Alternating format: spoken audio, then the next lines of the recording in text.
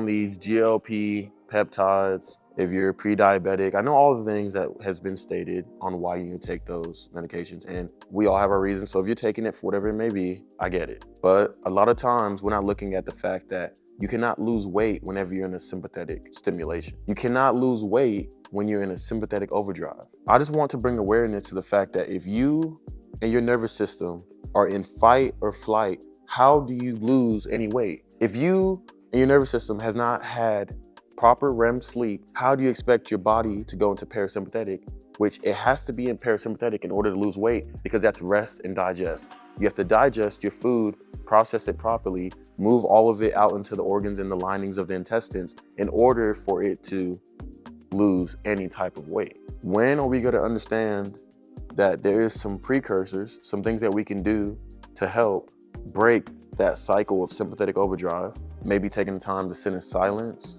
start listening to the heartbeat, connect your breath to your heartbeat. And then now, as you notice, your heartbeat will start to slow down because you are aware of the heartbeat. The heartbeat is aware that you're aware. It starts to slow down. And then now you have now put yourself into a parasympathetic response, right? And so now you can combat when your body is always in fight or flight, right?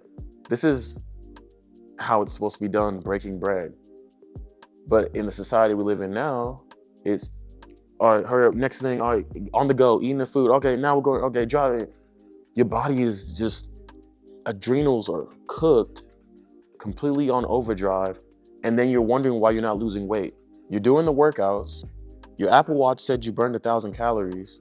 Why am I not losing weight? It's because you can't lose weight when you're in sympathetic. It just doesn't work that way. You lose it whenever you're in the parasympathetic. Your body can rest, digest, process the functions of the body, and then you can move into proper weight loss. The body can now stimulate and create weight loss when it's not trying to run for its life. When you think of sympathetic, your body's gonna push all the blood to your extremities because it has to know how to run, and it needs to have the blood in the legs and everything to run and have enough energy and blood pumping to it, or to fight and protect itself. So it's not worried about the organs and what they're doing.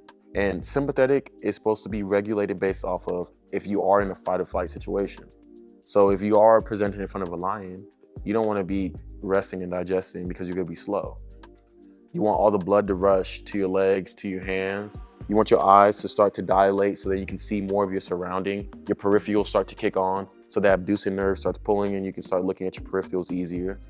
The heart rate slightly starts to increase because it needs to start shunting more blood, right?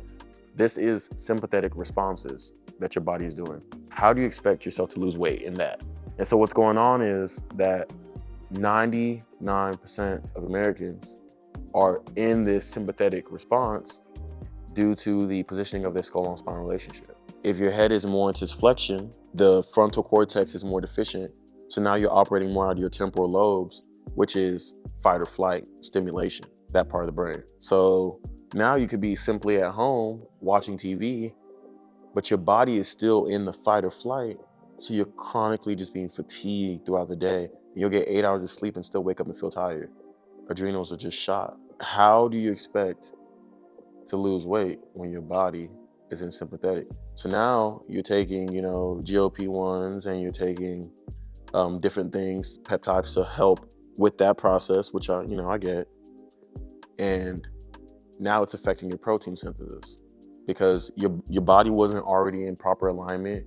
The systems weren't running properly before you started adding and dumping all these peptides and different things into your body.